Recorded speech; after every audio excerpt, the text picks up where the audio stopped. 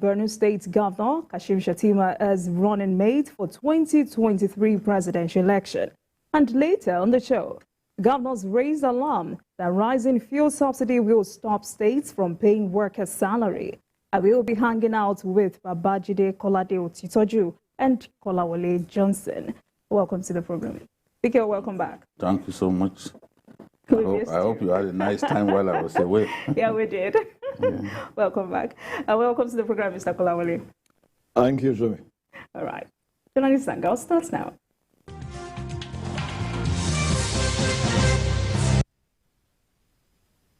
Thank you for staying with us.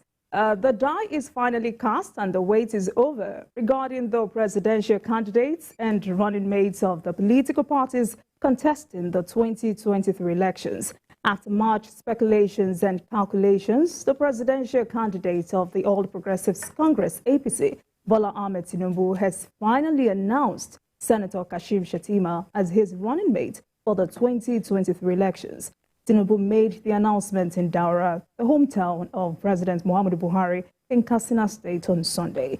The APC presidential candidate said he selected the former Borno State governor due to his competence and reliability. Let's share the story by TVC News. Ola Wakon with you.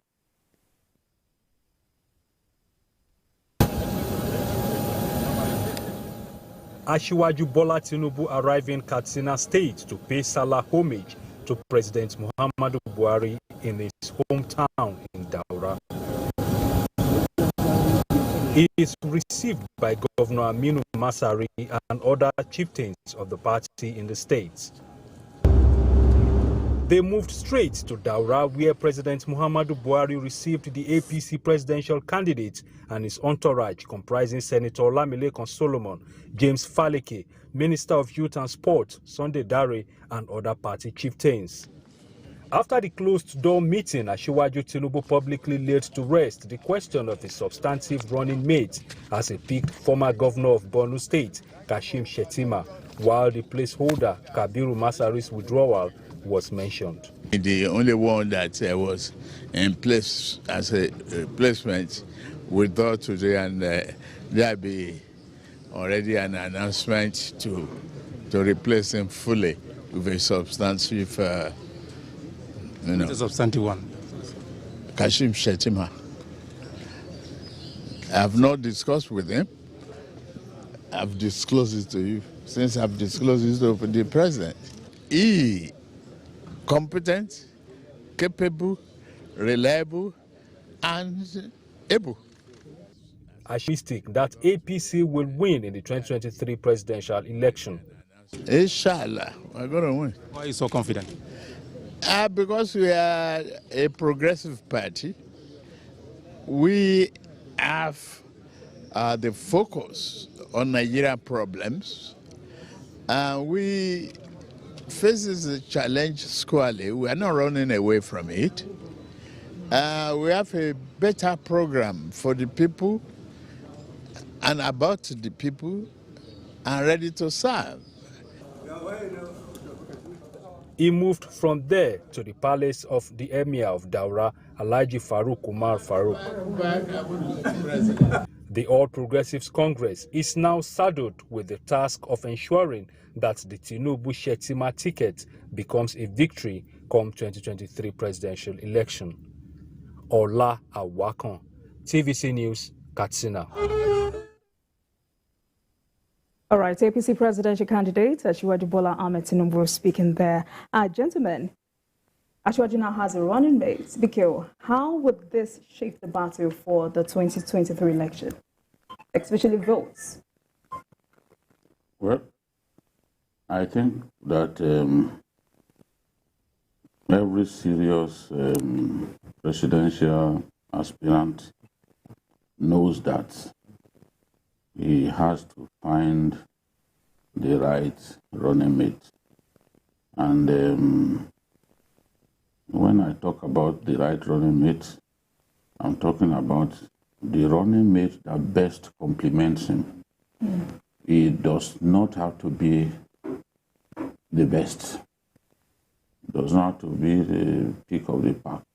There would be many who are far better than him, But the best, the most brilliant, the most brainy of all may not necessarily be the best in terms of complementing the candidate. So when you look at Atiku, the choice that he made, he had the opportunity to pick the Nyesom Wike that many of the party members wanted. But in life, you don't always get what you want. So he must have told himself that, look, yes, an overwhelming majority of the PDP leadership probably wanted Nyesom Wike, but they went for the person that in his view would best complement him. Actually, Bola Ahmed Tinubu, as I've said on at least 3 occasions on this program, is looking to win the election. Asiwaju has boasted before that he has never lost an election. I'm sure he does not want to lose this one. I remember a Nigerian footballer, Joseph Egariba, popularly known in those days as Yamaha. He never lost a penalty. On the day that he could have lost a penalty, there was an accord game being played between his club and Benden Insurance. And suddenly somebody made a mistake in the box. And people said, okay, this match that these two teams have made up their minds to play a draw, this accord game, today Yamaha will miss a penalty. And what did Yamaha do? He scored that penalty. That was the end of the accord game. So what they initially planned did not happen. Asiwaju does not want to win and lose. He's looking at who can help him to win. He's looking at the major voting blocks and he's asking himself, what do I need to do to win? Who do I need to pick to win? Nigerians need to be made to understand that there is a problem, and I've explained before. When a Muslim from the Southwest emerges as the candidate of a political party, the balancing that that candidate will be looking at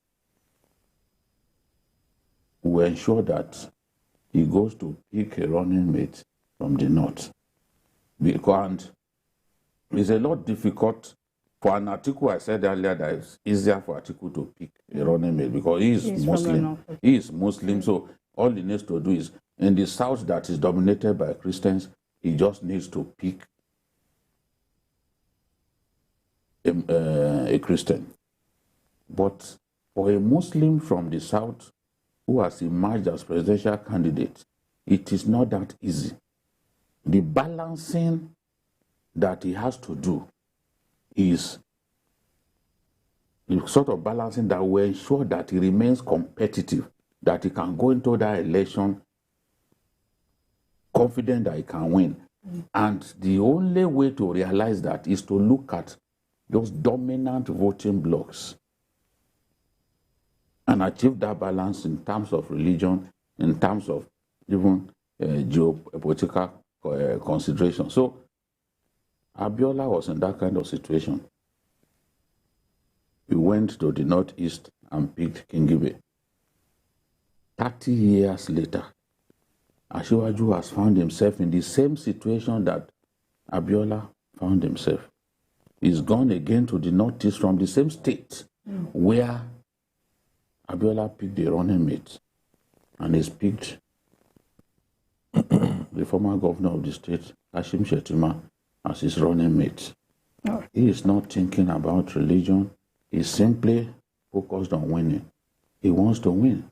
The politician is when it comes to his goal. The politician is prepared to brush anything aside to achieve his goal of winning. So this is the way he's thinking. I could look at it and say, look, this looks insensitive. There are so many Christians in our country. Why not pick a Christian? But I can't put myself in his shoes. That's why I can't play politics. And that's why I can't even work for a politician.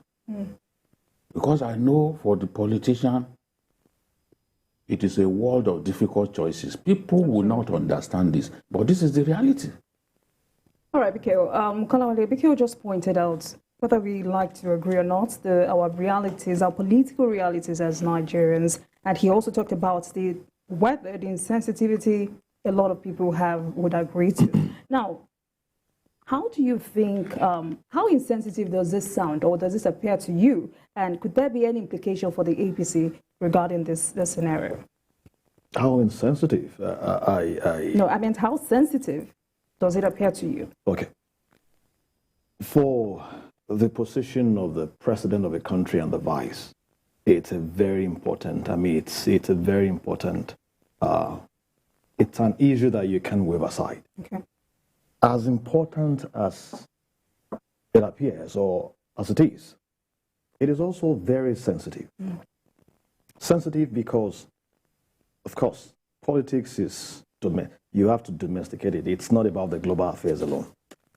And if you consider the heterogeneous nature of our country and its attendant interest, sentiment, groups and blocks, you would understand that such a decision must have gone through, he must have passed through a lot of thinking.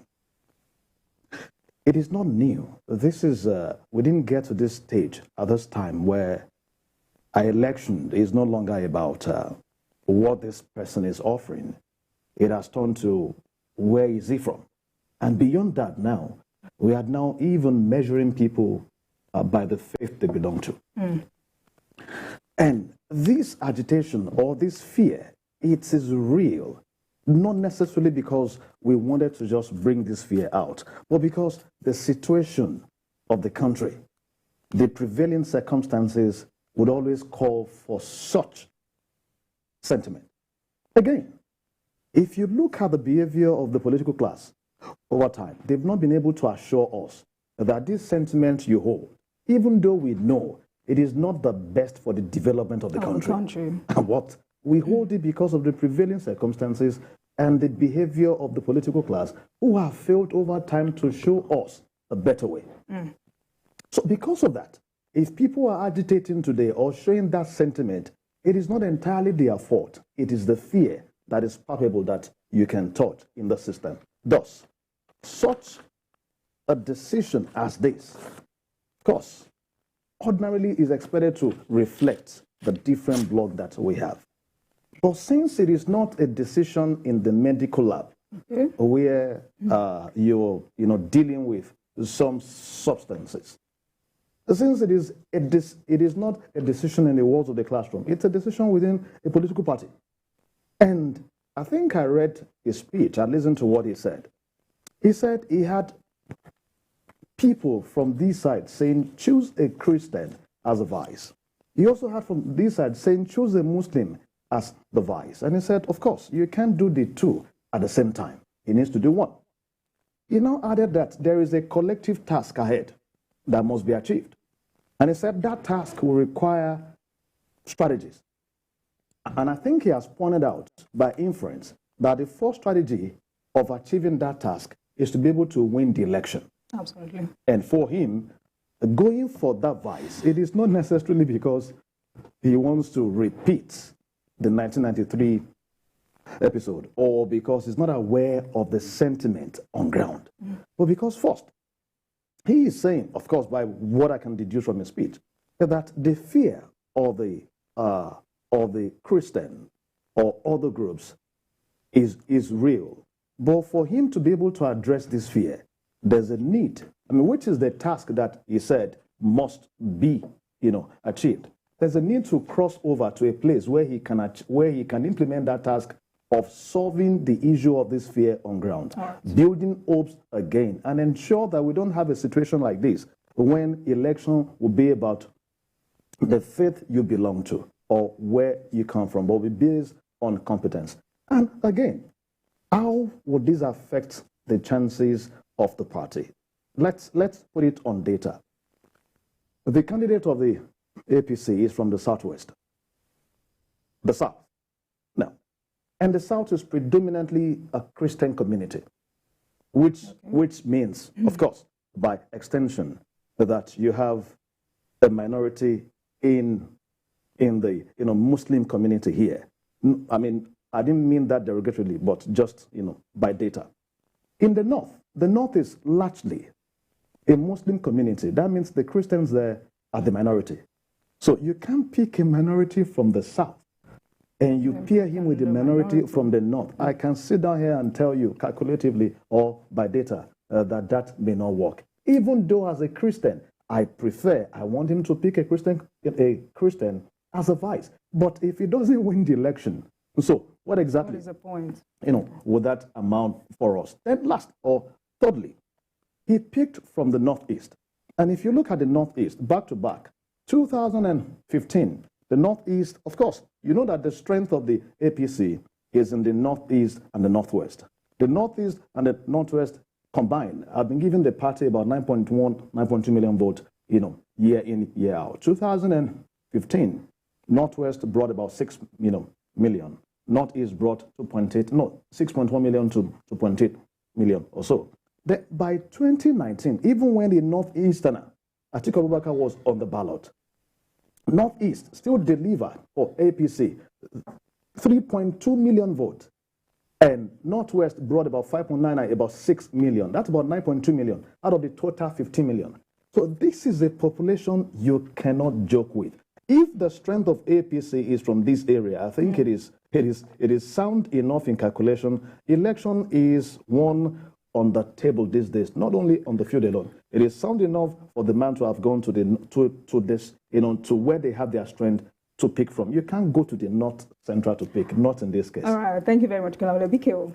Asiwaju mentioned competence, he mentioned reliability.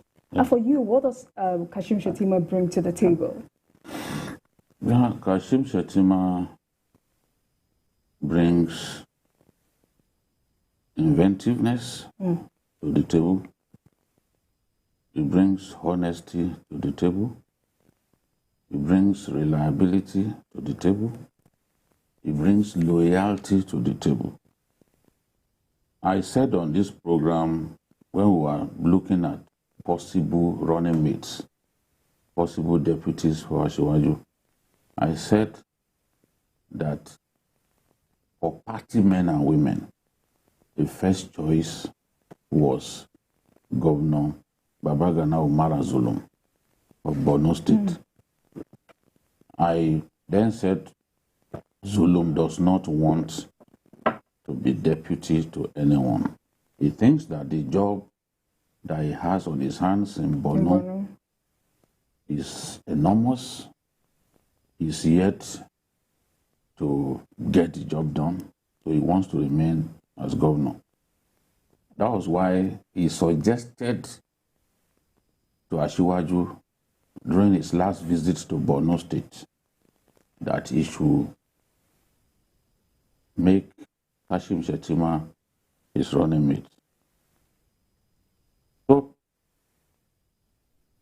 I then said that for the people closest to Asiwaju, for the people who worked with him to deliver that audacious victory at Eagle Square, that the first choice was Kashim Shettima. We'll play back that tape you hear where I said that for Asiwaju's inner core of loyal lieutenants, Kashim Shettima was the first choice.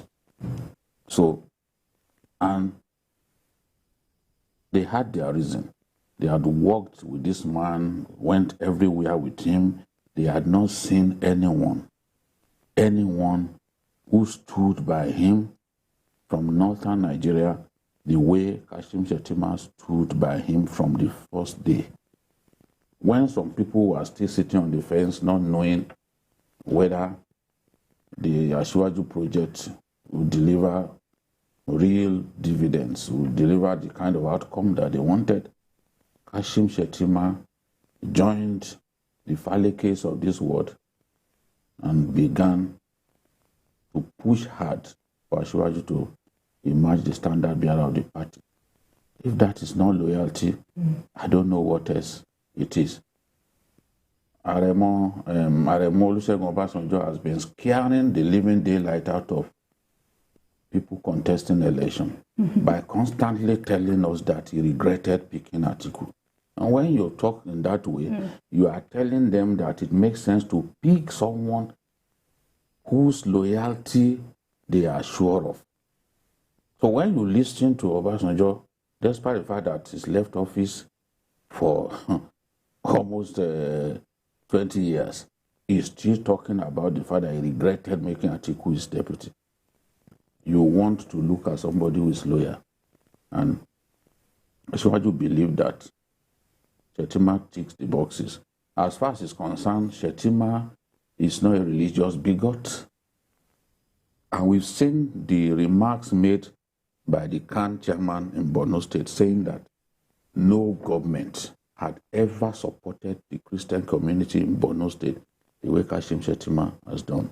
Asiwaju said he picked him because he did not see in him a religious bigot. And of course, you all know the revolution in the education sector that Kashim Shettima initiated. Some of the schools in Borno State are finer than Senate buildings of some universities in this country. In fact, finer than Senate buildings of most universities in this country that I've seen in this country. And it was Shettima that started this whole revolution. Because in his view, when you put pupils, students in a very conducive environment, they will feel like going to school every day. That was his own goal. And he went after even children orphaned by the Boko Haram insurgency and built very beautiful schools for them with recreational facilities and all. What this governor has done is to simply go ahead to expand the scope of that revolution. That's what he's done. So, and in other areas too, he's done well. Asiwaju thinks that he will be able to do a lot more on a bigger stage, which the presidency represents. And that's why he went for him. All right, Abigail. Kolawole, let me come to you. We have agreed on this table that winning is the ultimate goal, and hoping that all of this translates into votes for the APC presidential candidate. Now, talking about, will decide. Yeah, talking about Shettima now. I really want to talk about Shettima now. Oh, yeah. Some persons who are not impressed with his emergence have said that the only place he has that stronghold, that political stronghold, is Kanuri. Right. So I want to ask you now, do you think he actually possesses that required influence to push the northern vote for Asiwaju Bola Tinubu? Right. I think when it comes to plotting strategy, I don't show sentiment. Okay. At the point we're also talking, I mean, I think he can also be a witness. We're looking at the idea of Zulu. Even though it will appeal to some, I mean, to some demography. But we look at the fact that you have a political machine in Atiku Abubakar from the same northeast. Will Zulu be able to match him in terms of clout? Will he be able to enter into some homes in the middle of the night of some strong political actors and knock, and they will open the door for him? How many chains can he command politically in the area? So I felt that if they should pick this guy, they will need to surround him with a lot of political war horse that will help him run through that area. But Shettima has been around for quite some time. He also represents the ANPP, group. That is very, very, very important too. Of course, you can talk about the CPC, but those were the, right, the real guys. Okay? I would like to give you an update. Right. Asiwaju Bola Tinubu and Kashim Shettima just met in Maiduguri now. Are you not expecting them to meet before? They will meet them. I just needed to give you that update. Yeah, what's down? So for me, I think Shettima has that political clout to be able to match Atiku, not match him directly, but to be able to at least wrestle that area, considering the strength of APC in that zone. Number one. Number two, he will also bring on board. Please, you would have to hold your thoughts. We need to go for this commercial break and we'll be right back.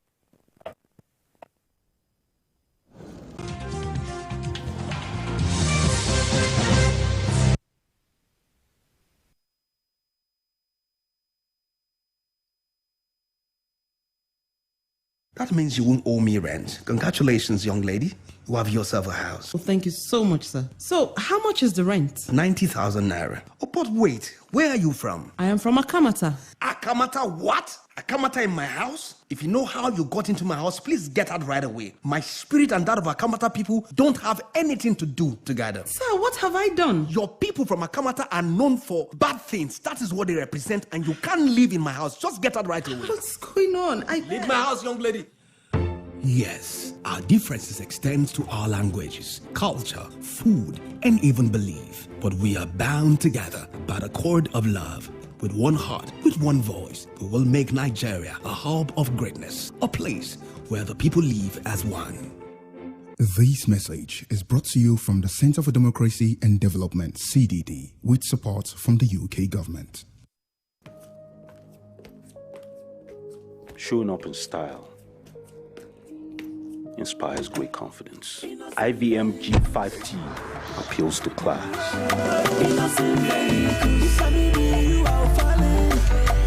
Time is of the essence. With IVM Kappa, business and meetings are always on the go. Fun time with the family. Thank you to IVM Kingdom.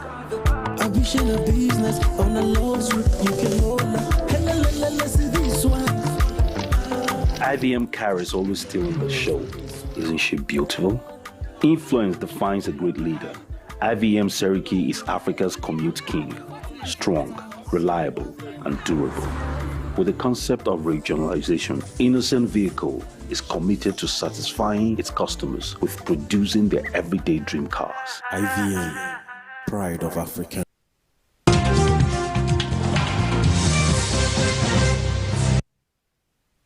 All right, welcome back. Now, before we go on, I would like to say that APC presidential candidate Asiwaju Bola Tinubu met with Kashim Shettima in Abuja and not Maiduguri.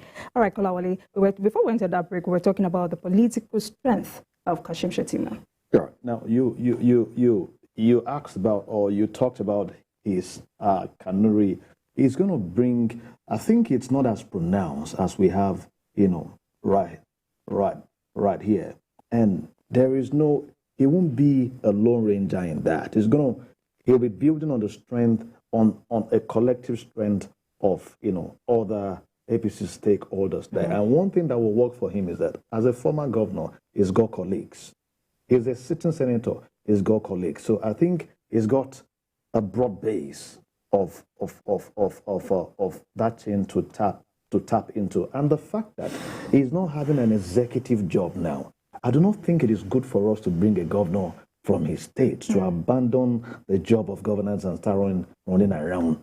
So that I think is a key. So he will have the time to move around very well. And again, why do you think some people are trying to make this an issue? For me, I think that if your political opponent has made a tactical error, you don't need to shout now. You start laughing. So why is it that the opposing camp is screaming? Again, I think it is also good to call the attention of those who are managing the APC candidate also to this. They must have also envisaged the fact that the opposition will be building narrative against this. Yeah. So they should have by now, even before the announcement, put in place a structure of deliberate communication, not some haphazard guys who are on the net, who are trying to defend this. Now, again, I think it's not also a time to defend this, with some muzzles. It is the time to persuade people, to appeal to emotions. Of course, there will always be those, those ones that will come with violence that they can, they can choose to. But it is time to appeal, because again, largely beyond the internal affairs of the party. Nigerians will have to decide. Okay. So you don't allow some negative perception and sentiment to settle before you attend to them. Else, you do much more, to try. You won't be able to change them easily. It's more difficult. All right, thank you very much, Kolawole Biko. Talking about defense of this new development, does it not sound insensitive to go Muslim? Because there are a lot of concerns out there already. Yeah, I have addressed this at least 3 times. You see, sometimes it pays to use your intuition other than your brain. As I've said, the candidate wants to win. He badly wants to win. He is not getting younger. We think that this is the chance of a lifetime. He is convinced that the choice that he has made is the choice that will give him the presidency. We are not the candidate. If he loses, it is his loss. Some of the people today who are wondering why he has taken that decision would never vote for him in the first place. I read somewhere where Sule Lamido was said to be saying that Asiwaju made a mistake by picking Shettima. And my question is, would you have voted for him if he didn't pick Shettima? You are in a rival party. You are PDP true and true. You've never left the PDP since 1998. And you are agonizing over the choice that someone in the rival party made. I mean, if he made the choice that could cost him the election, you should be jubilating. You should not even be drawing his attention to the fact that he made a mistake. I mean, these are interesting times. Some of the things that we hear people say, you just feel like laughing. It's his choice. If it works perfectly for him, he is the biggest winner. Babajide told you won't be the winner. I'm not a politician. Someone even claimed that he knew that I'm a card-carrying member of the As if he has ever seen my membership card. I have not voted since 1999. Investigate you then and get your number, perhaps, if you have. If anybody has my I think I saw that statement also on YouTube. That I'm a card-carrying member of APC. Absolute dross. Now let's ask you, are you a card-carrying member of APC? How can I be a card-carrying member? I've never attended any APC meeting. I will never be a card-carrying member of APC. I will never be. There are some things that people can trust me about.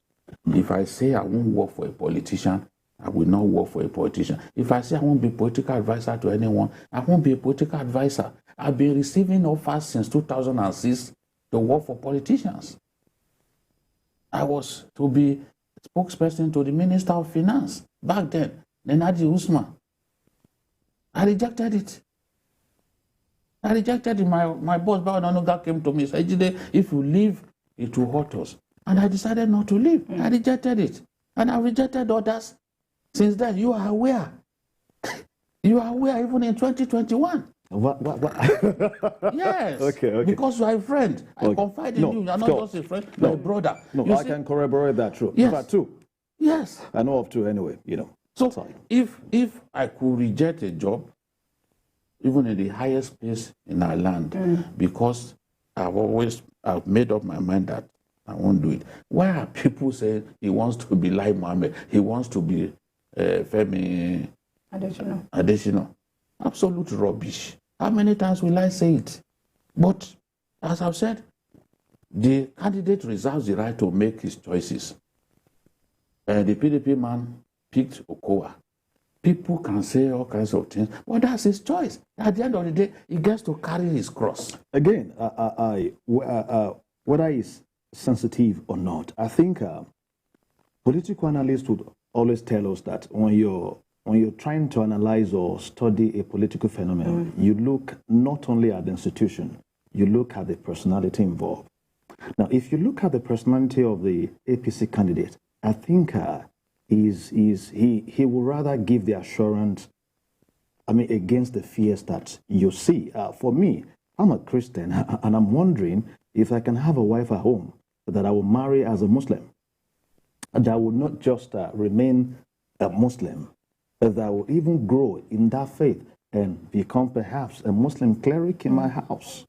Today in Nigeria, I mean, we have Christian communities that Christian who goes to Baptist may not even allow his wife to, to be going to, say, Catholic or another. Right. So for him to, to have that that level of tolerance and liberalism, I think it shows that we may not really have, things to fear on that. And again, it is not really about your faith that determines your decision, because the fear of people is that, if we have this level of insecurity, when you have Muslim Christian, what will it now be when you have Muslim? But we should also draw the attention to the fact that, no, it is not because you have Muslim Christian that you have this. After all, under Jonathan, a sitting Christian president, when this, started full scale, he's a Christian. It is not about your faith. It is about that person. What he represents is antecedent. Is he a liberal person? In fact, you can tell what a person will do when he gets there. And I think the addition or the fact that he has a Christian wife, and if he had gone ahead to pick a Christian, who is a pastor, to pick a Christian, deputy with a Christian wife, that would be 3 against 1. You know what that can be. So for me, I think I have cried inside that, I have also consoled myself with the facts on the table. That the fact that he didn't pick what I would have preferred as the best, as an option that will favor my faith. However, the option that will favor his ticket to win, I think, I will not lie, I think he has picked it. All right, we need to really round up. But before we go, BK, I want you to talk about the battleground states as it comes to these 2023 elections and these emergence of Shettima as running mate to Asiwaju. No, maybe, because the elections are still far away. Some analysis will appear premature at this stage. A few things can happen that can actually alter the entire calculation. But let me tell you, between the North Central and the Northeast, the highest votes out of those 12 states came from Borno State.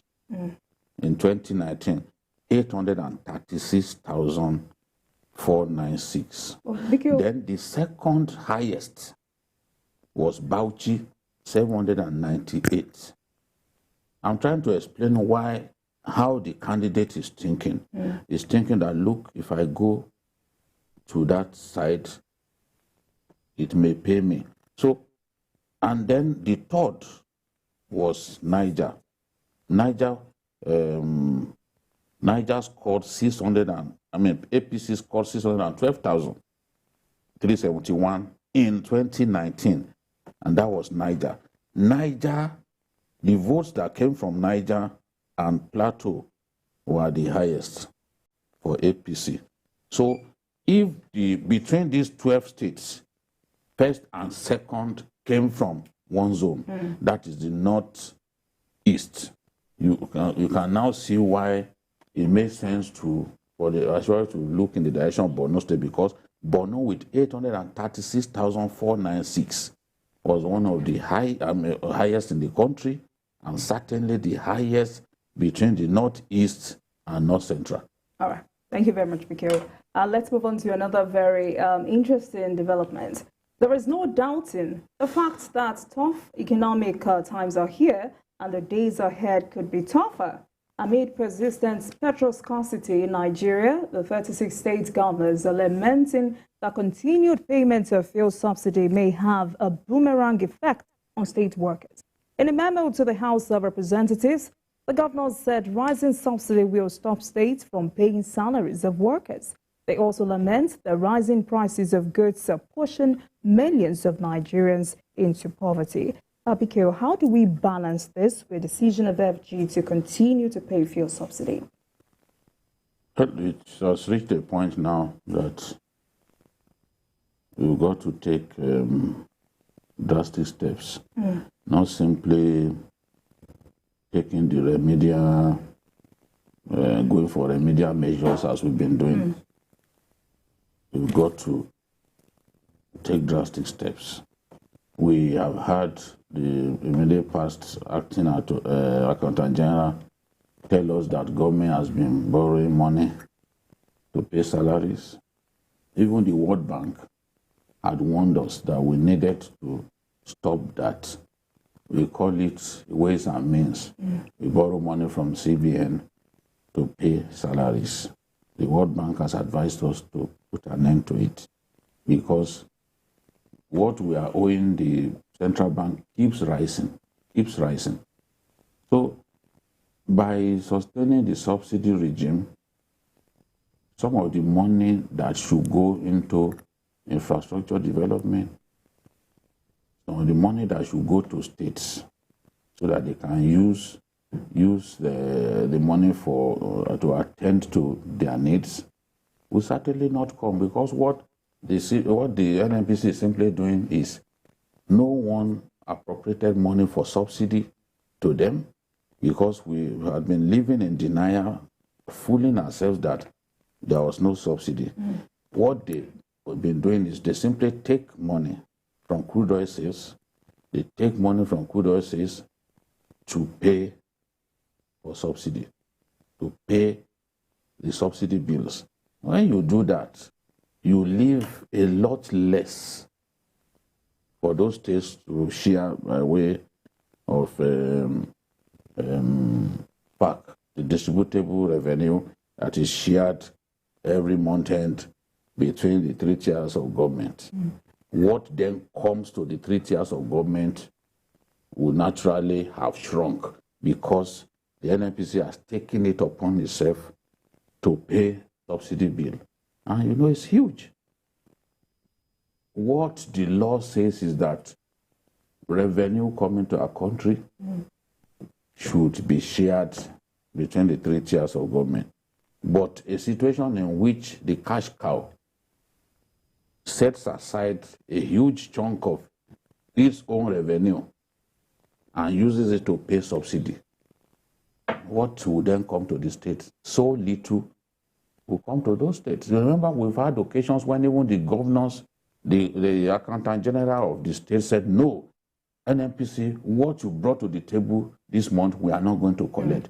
They revolted, and then they had a fresh meeting and then agreed that NNPC had to put more money on the table. So this is the situation. You can't eat your cake and have it. You can't have such a huge subsidy bill that you pay from the revenue coming to you and then expect that the states will not suffer. Of course, they will suffer. Where states shared 600 billion in the past, they probably will be sharing 300 and something billion. I'm just using that as an illustration, you know, because some of the money is going somewhere else. It's just a simple way of explaining what has happened. All right, Kolawole, how do we break this vicious circle, considering the fact that this is not the first time the governors are lamenting about this? And like Vicky just stated, the World Bank has also said something about this. Jimmy, before you travel along on that path, I've always said this, that governance at some point, it is not a popularity contest. You need to take the hard decision. That is the essence of governance. The people may not like some decisions you take, but by the time you sit down and you extrapolate and see the impact of the decision you're taking, we should have taken this decision long ago. Unfortunately, in 2019, when we were shouting, I think subsidy took about 350 billion. But the first 5 months of this year, we paid about 1.3 trillion. Almost times 4 of what we spent in the entire 2019 on fuel subsidy. How much are we having going to capital expenditure? This is consumption. You can't see the debt profile of Nigeria today is heavy, that we are almost going into debt crisis. And the fact here is that the level we are now, we can't even borrow at the best rate again. Because countries, okay, time, right? No, not time. I'll be back to you. But then we have a guest joining us for more discussion on this. Is an economist and CEO of Cowrie Asset Management Company, Johnson Chukwu. Welcome to the program, Johnson. Thank you for having me. Baraka Desara to you in the studio and to all Nigerians. And to you too. Thank you. Thank you for joining us. Now, you heard what we were talking about. How do we, let me ask you, how do we break this vicious circle, like I just asked Kolawole? Yes, I was quite happy with what Kolawole was saying, that you really can't eat your cake and have it, that leadership is not a contest of making people happy, and that you need to take decisions when you need to take them. Unfortunately, we've waited to this point when it's actually going to be a very tough call to take out subsidy completely because of the elevated price of crude oil and the landing cost of refined petroleum products. It's something we could have done a couple of years back. Like they say that the best time to plant a tree was 10 years ago, the next best time is today. Yes, so I was thinking that the government, given the situation we have on the ground, one is that the purpose of the subsidy is not being achieved. Two, they are not able to compel marketers to sell PMS, that is fuel, at 165 naira because of some other extraneous factor that are outside their control. So I was thinking that now the government would have started what they call price modulation. I mean, under then Chukwu as the Minister of Petroleum, State for Petroleum, he said they're going to do price modulation. So we should allow some level of shift in the price of petroleum products, or particularly fuel, so as to minimize the amount we are spending on subsidy. Over time, we can progressively adjust to the point where the burden will be reduced. If you look at the figures, you realize that this year, we are going to spend at the minimum 6 trillion naira on subsidy, because if you are spending about 500 billion every month, you're going to end up with about 6 trillion naira on subsidy. Last year, total federal government revenue was just marginally above 6 trillion naira. So we're going to spend entire government revenue on subsidy, which leaves us with nothing for critical sectors of the economy, which is why the country is currently borrowing almost every kobo that is spending. We borrow to supplement the current expenditure. We are borrowing for debt service, and we are borrowing for capital expenditure. At that rate, today we are talking of $100 billion of total national debt. $40 billion of that are foreign currency debt. Our total reserve is just about $39 billion. So our foreign currency debt today is above our total reserve. If you ask Nigeria to pay off its entire debt from gross reserve, and when we talk of reserve, we are talking of gross reserve, that $39 billion does not mean that it all belongs to the federal government. We're going to be left with deficit. And we are still digging a hole when we are already inside a hole. So it's time to stop the digging and begin to reverse our process. You asked me how we're going to get a stop to this. The first thing, like I said, is we need to start a price modulation. We need to adjust prices as landing costs increase. So that way, we minimize the burden that the federal government is carrying. Otherwise, it's not going to be a one fell swoop effort. We are not going to take out the subsidy today and adjust PMS price to about 800 naira to a liter, because it's a period when there is global political and social tension. But we need to start today to reduce that burden on the government. All right, Johnson, let's come to the governors now. Many experts have called on the governors to begin the process of engineering their own IGR for relevance and perhaps survival of their states. How has this been so difficult for the state governors? Well, in the first place, growing the IGR is not going to be something you achieve overnight. You first put the structures in place, but the most important thing is that your citizens must have the income. Lagos, that we celebrate as having strong IGR, because many of you live in Lagos. You pay your tax in Lagos. I live in Lagos. I pay my tax in Lagos, and the highest concentration of people with high income in the country, including foreign nationals, live in Lagos. It does not apply elsewhere in the country. Maybe Abuja mirrors some part of it and Port Harcourt. Some say that you have expatriates there. The per capita income in Nigeria is very low. At the rural areas, it's very inconsequential. So when you even tax them, you get minimal income. And sometimes the cost of getting the tax or tax collection is higher than the revenue you get from that tax process. So the first thing, we need to grow an economy. We need to grow an economy where people have jobs, where people earn living income, where people earn income above their necessity, the necessity for their existence. So you can have a taxable income from employees. Remember what the state governments get, are largely personal income tax. beyond things like tenement rent. And when you talk of income like tenement rent, you have to have the houses. You have to have people who are living in those houses. You have to have houses that have value, that people can afford to pay, and those people are paying for their income. So the bane of income tax or revenues at the state level is because the country is pauperized, personal income is low, unemployment is high, and it's worse in rural areas where per capita income is minimal.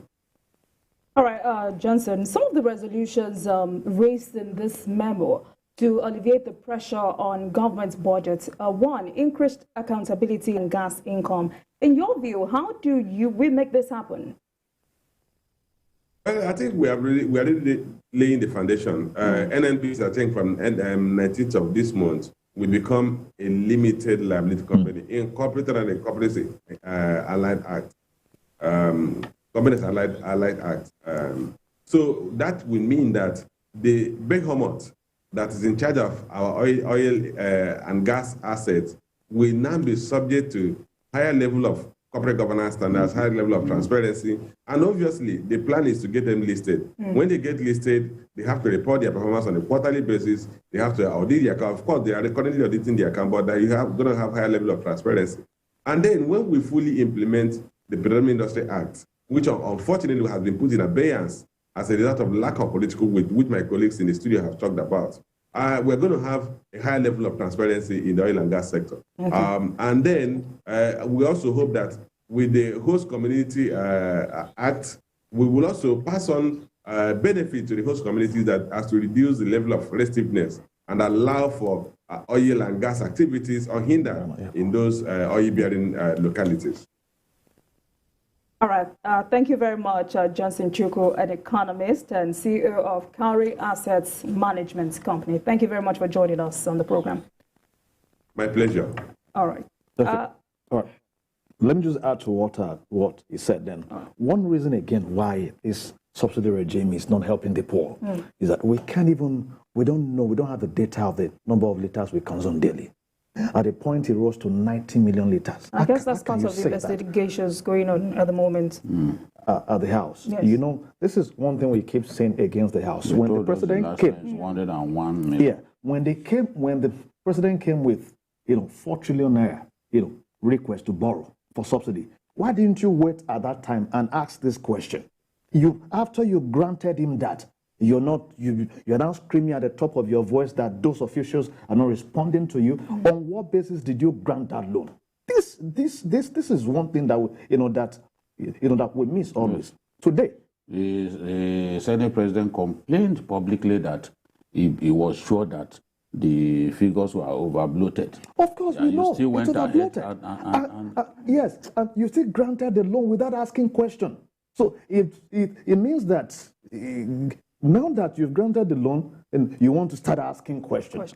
So fact is, we cannot sustain this regime unless we can ascertain the number of liters we use daily, for sure. Not the ones that go, going behind. Right now, we are only subsidizing the lifestyle of some few individuals in government. So if we stop this, those that would lose more are those few individuals, and not the masses, really. All right, before we go, we have just 30 seconds to go on the show. Biko, why does this affect only poor Nigerians? Many have said, cut the cost of governors and emoluments of politicians.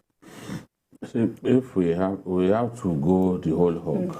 We have to go. There's a lot of wastages happening in government. We have to do it systematically. Maybe even one of the we have a bicameral legislature now. Maybe one of them has to go. The president of Senegal decided to sack the Senate. Now they have just one house. Perhaps we will have to do that in the final analysis. If we cut corruption, if we are able to fight corruption in this country, in fact, we will save ourselves. All right. Thank you very much, the gentleman, for coming on the show. Thank you, BKO, and thank you, Kolawole Johnson. Thank you, Jimmy. Thank you. That's all on Journalist Hangouts today. Join us tomorrow for another episode of the program. You can watch the repeat broadcast of this episode tonight at 11. Join us on Sunday from 1:30 to 3:30 p.m. for Journalist Hangouts on Sunday. We are on YouTube at youtube.com/TVC News Nigeria. I'm Olajumoke Olatunji. Bye for now, and God bless Nigeria.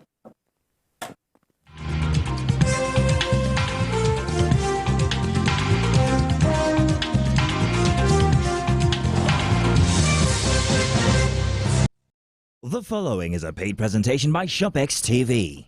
You're watching ShopX TV, home to some of the most popular international brands in Africa, including Papa Chef, MyFit Jeans, Genie Bra, the Power XL Air Fryer, the NutriBullet, and more. ShopX TV has brought you the latest innovations in lifestyle, fitness, and cooking from across the globe. And now, we are happy to bring you the Papa Chef XL Collection. Each pan in the Papa Chef XL Collection features Papa Chef's innovative stainless steel induction plate that heats food quickly and evenly with no hot spots, making it perfect for any surface, electric, gas, ceramic, and induction. And because you are cooking with ceramic non-stick, you don't have to add all that extra fat and butter. Our Papa Chef pans are also heat-proof, up to 850 degrees. Incredible! Now, you can prepare, cook, and serve a wide variety of meals for your family and guests with the Papa Chef XL Collection. What I love about the Papa Chef pan is that it's quite multi-purpose. You can use it on your induction hob, you can use it to boil, to fry, to bake, and to braise. The Papa Chef is amazing. Papa Chef is the only pan I use in my kitchen. I love it. With over 1 million units sold worldwide, Papa Chef is taking the cooking industry by storm, and it's only available exclusively at ShopX TV. You could be paying over 500,000 naira for a collection of pans that are not even non-stick. But call the number on your screen now and get the Papa Chef XL collection for not 300,000 naira, not even 200,000 naira, but just 159,950 naira. This incredible ShopX TV offering